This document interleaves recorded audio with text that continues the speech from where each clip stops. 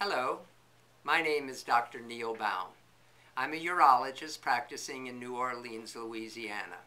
And in this 5-minute video, I would like to talk to you about sex and the senior citizen. In this video, I will discuss some of the myths and misinformation surrounding the concept of sexual intimacy in seniors. So what are some facts about intimacy and senior citizens?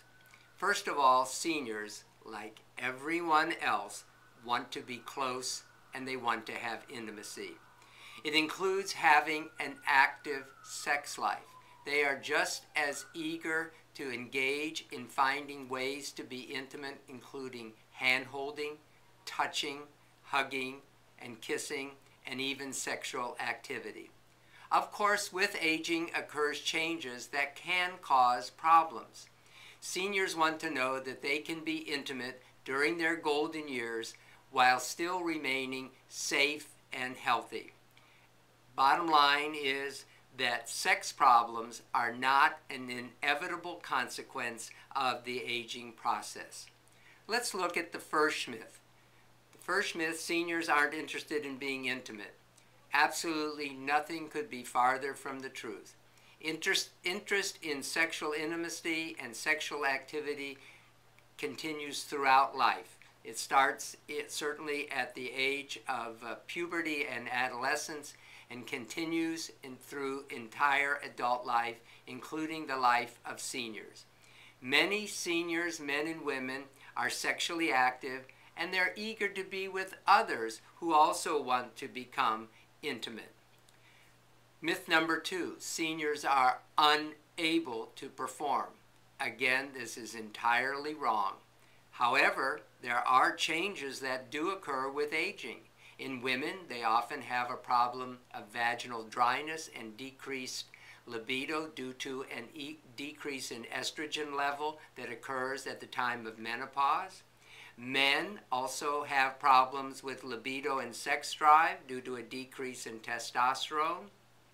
And they may have a problem with erectile dysfunction or impotence. Myth number 3, sexual dysfunction cannot be treated.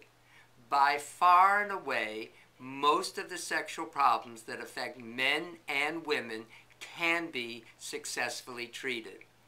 If there are certainly medications that are available to help a man achieve an erection, and there are medications and local topical treatments for women who suffer from vaginal dryness. Also, many men and women have comorbid conditions such as heart disease, high blood pressure, diabetes, arthritis, pulmonary disease, increased cholesterol levels, just to name a few of the conditions that can affect ability to engage in sexual intimacy. Also want to mention that there are literally hundreds of medications that can affect the libido, sex drive, and sexual performance in both men and women. Myth number 4, certain illnesses and disabilities prevent sexual activity. Certainly, there are illnesses and disabilities that can cause limitations of sexual intimacy, but they don't necessarily prevent it. It is true that seniors with heart disease, pulmonary disease, and even Alzheimer's disease can have sexual intimacy, but they may have to make some modifications and it may just take a little longer. One of the myths associated with heart disease that if a senior engages in sexual intimacy, they'll have a heart attack. Fact is, the risk of a heart attack is very, very low. In fact, an active sex life may actually prevent a heart attack. Diabetes may affect sexual performance in men and women, but if it is controlled, sexual potency can be restored. And men and women who have had a stroke certainly can engage in sexual intimacy, as strokes rarely prevent sexual activity. Final myth, number 5, is that seniors cannot contract a sexually transmitted disease.